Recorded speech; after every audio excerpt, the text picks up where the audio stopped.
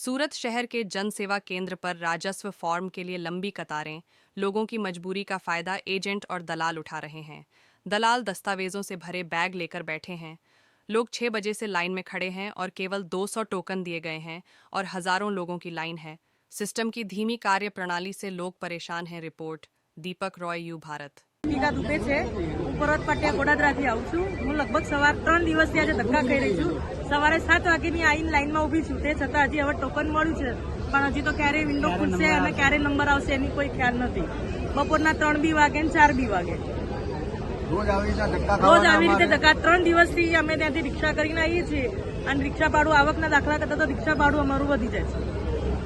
રાહુલ પટેલ, સવારે 7-8 વાગે અમે કાલે બી આવે તો ટોકન ના મળ્યું, પાછું જવું પડ્યું, પાછી કે બપોરે આવો, બપોરે બી પાછા ગયા, સર્વર ડાઉન થઈ ગયું। હવે આજે અહીંયા 7-8 વાગ્યાના આવેલા છીએ, 10 કિલોમીટર દૂરથી આવું છું, વલથાણથી હું, બરાબર। હવે આવી રીતે અમારે રોજ ધક્કા ખાવાના।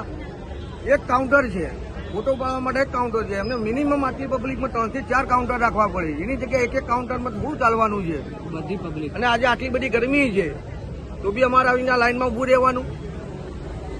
નામ પ્રકાશભાઈ રાણા, સવારે 8:30 વાગ્યાનો ઊભો છું। મને તાવ છે છતાં પણ લાઈનમાં આવીને ઊભા રહેવું પડે છે। જે 10 વાગ્યાનો સમય હોવો જોઈએ તેના બદલે 11 વાગે પણ હજુ કામ સ્ટાર્ટ નહીં થયું। બીમાર માણસ કઈ રીતે ઊભા રહી?